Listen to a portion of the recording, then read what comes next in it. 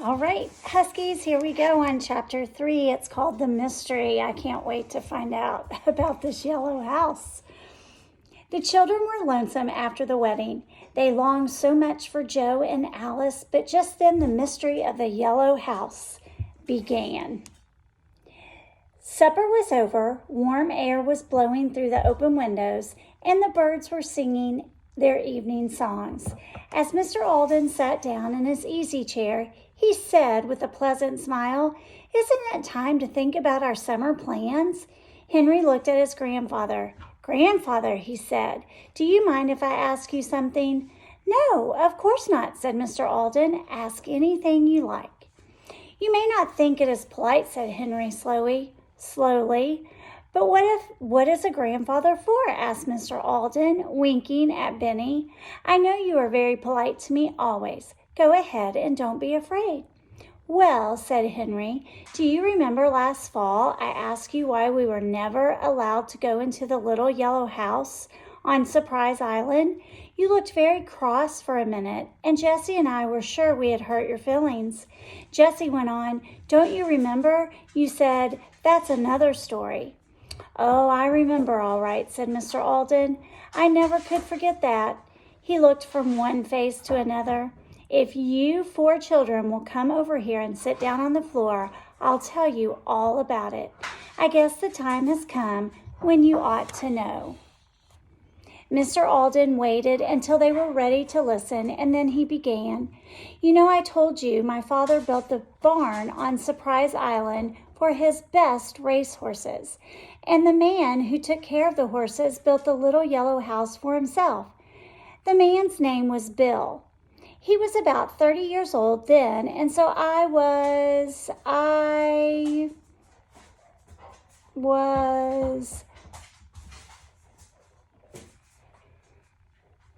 think it says 1.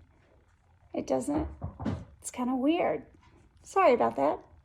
I loved Bill very much. He took fine care of the racehorses, and he lived in the little yellow house with his good wife." "Racehorses," cried Benny. "Did they race?" "Yes, they raced while my father was living. My father was your great-grandfather, you know. Bill loved the horses, and he was a good, kind man. But I must tell you he was weak." "Not very strong, you mean?" said Benny. "No, Benny," said Mr. Alden sadly. "I don't mean that at all. He was a very strong man. He could lift the boat. I mean, he had a weak will.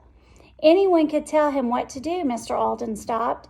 "Don't tell us if you don't want to," begged Jessie. "Yes, I want to tell you. I'm afraid Bill was a coward. He would do anything his brother Sam told him. His brother had some bad friends." The children were suddenly very quiet. They knew that this was a sad story for their grandfather to tell. "Let me go and get Watch, please," cried Benny. "I'll be right back." Everyone had to smile as Benny disappeared into the kitchen. They knew that Benny always wanted the dog when things did not go just right. He came back at once with Watch running after him. And here's a picture of, I guess, Bill and the horses. Kind of reminds me of the Kentucky Derby, doesn't it, you? "Lie down, old fellow," said Henry. Watch lay down beside Benny and put his head on his paws. "Well, one evening," Mr. Alden went on, "Bill's wife Margaret noticed that Bill seemed to have something on his mind. He would not talk about it. After she had gone to bed, she heard this odd grating noise in the front room where Bill was. She got up and went to see what he was doing. There he sat reading the paper. The noise had stopped. He asked her what she wanted, and she told him about the odd noise.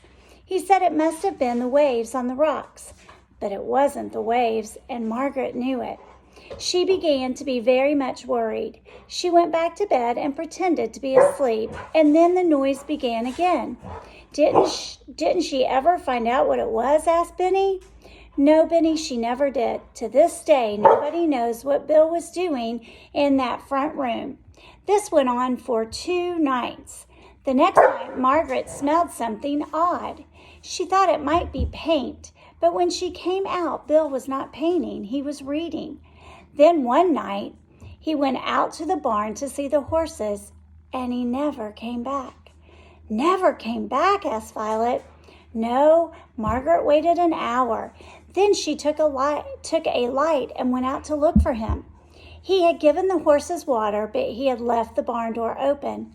The rowboat was gone, and then Margaret telephoned to me. I got up and dressed and found a policeman.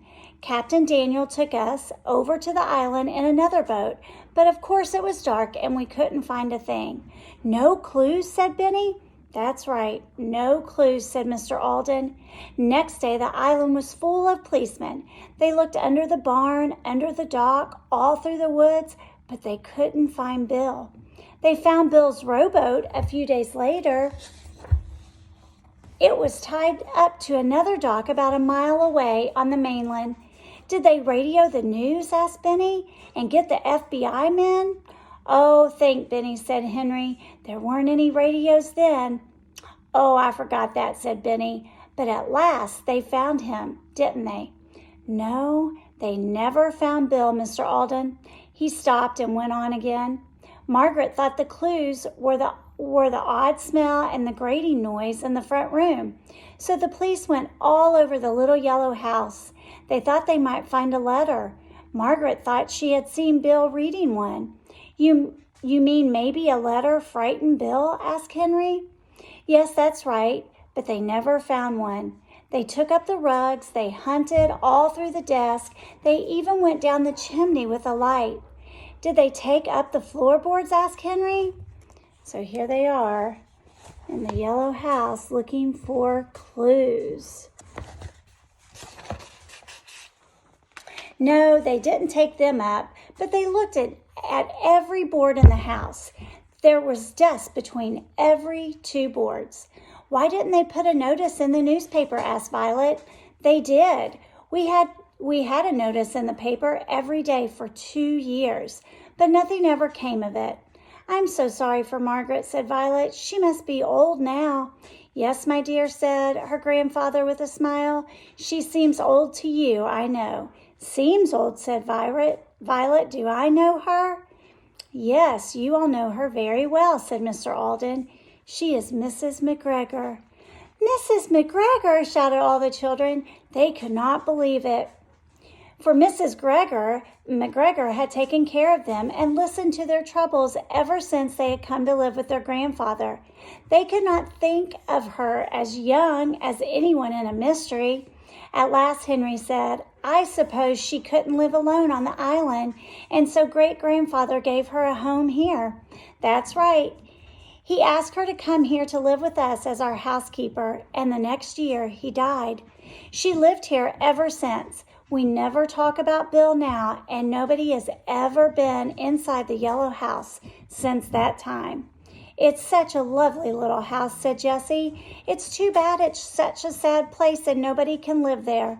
Henry sat up and put his hand on his grandfather's knee. Grandfather, he said, couldn't we go into the little yellow house? I do wish you'd let us. Just let us look around. We might find something. Mr. Alden looked at Henry and smiled. You're a good boy, Henry, but do you really think you could find anything when the police couldn't? No, I suppose not, said Henry, but just the same, all the children kept looking at their grandfather. Suddenly he leaned forward. All the children kept looking at him. Do you really want to go? He asked. Oh, yes, they answered. Well, all right, you may go. You may hunt around all you like and see what you can find. Then Benny said, I don't want to go. You don't want to go? Shouted Henry. Why not? Well, I think it would be mean to go without Joe and Alice, said Benny. They won't come home from their wedding trip for 2 weeks. Is that all? Cried Jessie. You scared me, Benny. I thought you really didn't want to go. We'd like to wait, said Violet. It will be much more fun if Joe and Alice go with us. Wouldn't it be wonderful if we found something, some clue, said Henry. Yes, it would, said Mr. Alden, but I don't think you will. Don't talk about this to Mrs. McGregor yet, will you? We won't, promised Henry. Look, Benny, you won't tell her, will you? I never tell secrets, do I? Asked Benny. I never told where Joe and Alice went on their wedding trip, did I?" "Do you know?" asked Henry, in great surprise. "Of course I do." "You do?" said Mr. Alden. "I don't know myself. Nobody even told me." "They told me I could tell you 2 days after the wedding. That's right now." "Well, where did they go?" cried Jessie. "They went to our barn on Surprise Island," said Benny. "That was another surprise because they are so near and everyone thinks they are far away. Just think of it, our very own barn where we stayed last summer," cried Jessie. "That's right," said Benny. He was delighted to surprise even his grandfather. "Well," said Henry, "now I can hardly wait for them to come home." "I shan't sleep a wink tonight," said Jessie.